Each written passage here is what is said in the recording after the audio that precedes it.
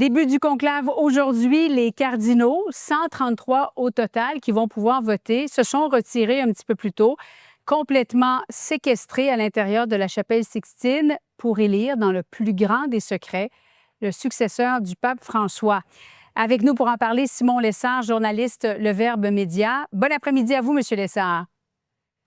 Bonjour, Madame Marcoux. Alors, il y a un tour aujourd'hui, puisque ça a commencé un petit peu plus tard. On voit des images en direct du Vatican, de la chapelle Sixtine, sur laquelle on a installé cette fameuse cheminée. On devrait voir de la fumée apparaître. Bon, peu probable qu'elle soit blanche. Elle risque d'être noire, mais ça peut prendre combien de temps, selon vous, le premier tour? Alors, à partir de maintenant, on peut voir la fumée. Je pense que le vote est terminé, mais le processus où on brûle les bulletins de vote, lui, peut prendre, je dirais, jusqu'à 1 heure le maximum. Donc, jusqu'à 2 heures cet après-midi, et on doit guetter la fumée. Ce serait un miracle là, qu'elle soit blanche au premier tour. Mais bon, dans l'Église catholique, on croit au miracle, donc tout est encore possible. Oui. Parce que c'est arrivé, est-ce que c'est déjà arrivé qu'on puisse élire un pape au premier tour ou c'est arrivé très, très rarement? Non, c'est jamais arrivé dans C'est jamais l'histoire de arrivé. l'Église depuis qu'on a des conclaves. Je Mm. crois que c'est arrivé une fois au deuxième tour et au début du 20e siècle, Pie XII avait été élu, lui, très rapidement en 3 tours. François, lui, ça lui en a pris 5, Jean-Paul II, 8. Ce qui veut dire que demain après-midi, on commence à avoir des chances d'avoir une fumée blanche et fort plus probablement dans le courant de la journée de vendredi. Les cardinaux qui ont voté, ils ont voté avec leur cœur, ils ont voté avec leur tête dans ce premier tour, selon vous? Je dirais un mélange des deux. Donc, il y a vraiment un mélange d'humain et de divin dans ce genre d'élection. C'est pas pour rien qu'elle se passe dans une chapelle, hein, la chapelle Sixtine. C'est un lieu de prière d'abord et avant tout. Ils votent, je dirais, avec leur conscience. Qui ils croient en conscience être la meilleure personne pour gouverner l'Église dans le monde d'aujourd'hui. C'est un choix qu'ils font devant Dieu. Hein. Ils le font dans cette chapelle Sixtine, devant la grande fresque du jugement dernier de Michel-Ange, pour leur rappeler que ce choix, ils auront à en rendre compte devant Dieu après leur mort. Mais déjà, à la lumière de ce premier tour ou à l'issue de ce premier tour, lorsque les cardinaux scrutateurs vont ouvrir les bulletins de vote, M. Lessard, on va nommer quels sont les cardinaux qui se trouvent sur ces bulletins de vote. Tout Donc, chaque bulletin est ouvert manuellement. On dit le nom à voix haute, on le note. Il y a un troisième cardinal qui vérifie que tout est conforme. Et donc, on entend les noms comme ça être scandés, certains plusieurs fois lorsqu'ils ont plusieurs votes. Et donc, c'est un moment très fort, surtout pour ceux qui entendent leur nom. Il ne faut pas oublier que, contrairement à ce qu'on peut imaginer, il y a beaucoup de cardinaux qui ne souhaitent pas devenir pape. Et la preuve de ça, c'est que dès qu'il y a un pape qui est élu, on le met dans ce qu'on appelle la chambre des larmes, un endroit où plusieurs cardinaux ont pleuré quand ils ont réalisé le fardeau qui venait de leur tomber sur les épaules. Hmm. On va aller voir avec notre collègue Marie-Ève Bégin qui sont les cardinaux qui sont pressentis à devenir pape. Marie-Ève, il y en a plusieurs quand même. Oui, parce qu'au total, 255 cardinaux au Vatican. Parmi eux, 135 ont moins de 80 ans, donc se qualifient pour pouvoir voter. Parmi eux, il y en a quand même 2 qui se sont désistés pour des raisons de santé. Donc, au total, Julie, 133 cardinaux électeurs.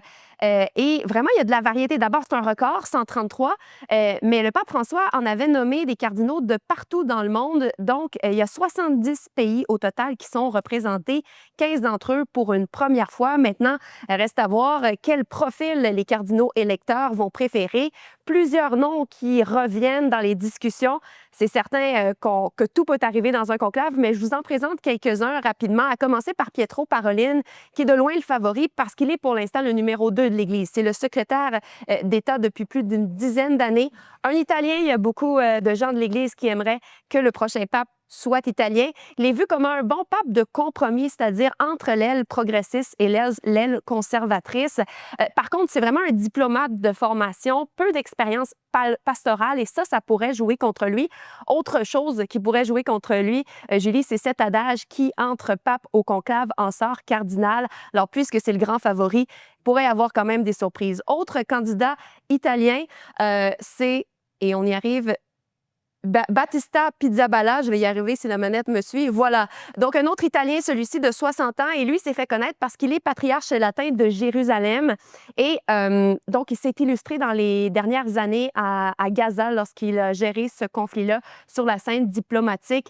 Un autre Italien qui est surnommé d'ailleurs le Bergoglio italien, donc vraiment des idées semblables au pape François, c'est Matteo Maria Zuppi, qui lui est archevêque de Bologne. Lui aussi, sur la scène internationale, s'est fait connaître parce qu'il était l'envoyé spécial du pape en Ukraine pour la gestion du conflit en Ukraine. Donc, 3 candidats italiens. Peut-être un premier pape asiatique avec ce nom qui revient beaucoup, le cardinal Tagle, ancien archevêque de Manille, 67 ans, très progressiste, lui aussi est appelé le François asiatique. Alors là, ce serait vraiment dans la continuité. Est-ce qu'on va avoir un premier pape asiatique ou encore un premier pape même africain?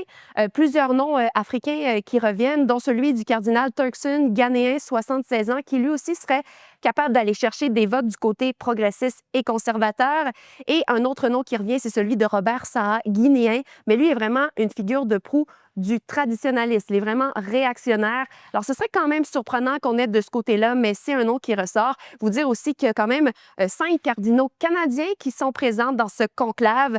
Il n'y en a aucun d'eux qui est vraiment pressenti pour être pape, mais c'est quand même intéressant de voir qu'ils auront leur voix dans ce moment décisif. Merci beaucoup pour cette présentation, Marie-Ève, et je retourne à Simon Lessard. Je le rappelle, journaliste Le Verbe Média.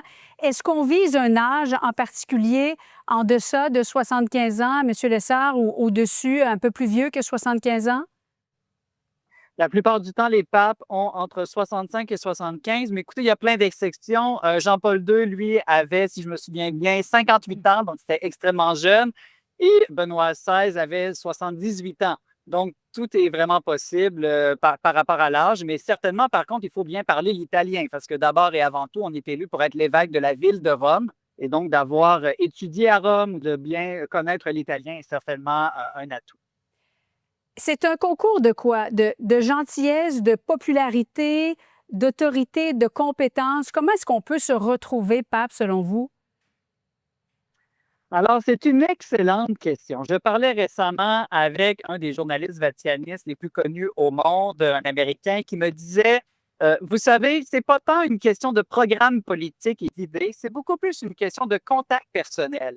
Quand les 133 cardinaux se retrouvent entre eux, ils ont tendance à élire pour un homme qu'ils connaissent, qu'ils aiment, qui est amical, avec qui ils ont une sympathie naturelle. Et donc, les relations jouent beaucoup plus qu'on peut le penser. Et ce que les cardinaux ont dit dans les rencontres préparatoires à ce conclave, c'est qu'ils cherchaient d'abord et avant tout un pasteur et non un administrateur ou un docteur. On peut être les 3 en même temps, mais ça veut dire qu'ils vont préférer privilégier un homme de terrain, un homme aussi qui va aider à transmettre la foi chrétienne dans le monde d'aujourd'hui. Parce que il ne faut pas l'oublier, c'est la mission première de l'Église catholique, c'est de propager, de partager la foi chrétienne, mais toujours en essayant de s'ajuster à chaque époque. Et on le sait, il y a des très grands défis dans notre époque qui ne sont pas les mêmes dans les pays du Nord que dans les pays du Sud. Et donc, je pense qu'ils vont choisir un candidat capable de réconcilier les 2 hémisphères. Est-ce qu'il y a des cardinaux qui veulent à tout prix, qui espèrent devenir pape et qui vont profiter du temps qu'ils ont entre les différents tours pour se vendre? Alors, ce sont des êtres humains et je suis certain qu'il y a de Oui. tous les profils parmi ce vaste collège de cardinaux. Mais on sait que les cardinaux n'aiment pas voter pour quelqu'un qui désire trop la tâche. Donc, si on le désire, il faut d'une certaine manière le cacher. Sinon, on diminue nos chances d'être élus. Certainement qu'il y a des cardinaux qui le désirent, mais encore une fois, c'est probablement une des tâches les plus lourdes au monde qu'on peut avoir et une tâche qu'on a souvent à l'âge de la retraite, à l'âge où à peu près tous les autres évêques dans le monde vont se reposer. Eh bien, là, on a un des travaux les plus difficiles qu'on peut imaginer. Pape asiatique, pape africain, est-ce que vous croyez que l'Église catholique est rendue là, selon vous? Tout à fait. Je crois qu'un pape asiatique, donc le cardinal Tagle dont parlait votre journaliste, a de très bonnes chances d'être élu. Un pape africain, je serais plus surpris. Pas surpris qu'ils aient des votes, mais qu'on se retrouve avec un pape africain, je serais plus surpris. Et pas parce qu'il y aurait du racisme là, parmi les cardinaux, mais parce que les cardinaux sont beaucoup plus conservateurs sur les questions morales. Et donc, il y a un certain clivage entre l'approche des cardinaux africains et l'approche des cardinaux européens ou nord-américains. Et donc, ça, ce serait un petit peu plus surprenant, quoique le candidat qu'a présenté votre journaliste, le cardinal Turkson, de fait, serait capable, lui, de réconcilier un peu tout le monde. En terminant, M. Lessard, je ne sais pas si vous avez vu le film Conclave, mais le soir, pendant les repas, après les repas, croyez-vous qu'il y a effectivement beaucoup de bavardage, placotage autour du prochain pape? Je pense que oui. Donc, Oui. pendant les moments de vote dans la chapelle Sixtine, là, il n'y a pas vraiment de bavardage et de discussion. C'est simplement de la prière et des votes. Mais autour des repas et le soir, il y a certainement des discussions et je pense que c'est sain, d'autant plus qu'ils sont coupés de leur téléphone cellulaire. Donc, j'imagine qu'ils sentent le besoin d'aller parler un peu plus aux gens autour d'eux et peut-être aussi d'aller prier. Évidemment, n'oublions pas aussi que ce sont des hommes de prière. Simon Lessard, c'est très intéressant de vous entendre. Évidemment, on continue de suivre ça en direct. Je le rappelle, journaliste Le Verbe Média qui est avec nous. Au plaisir. Il y a fort à parier, vous savez quoi, qu'on va se reparler d'ici les prochains jours. C'est tout à fait probable. En effet, c'est un moment historique. Oui. Conclave est un moment historique qui change la donne, non seulement pour l'Église catholique, mais pour le monde entier. Merci. Au revoir.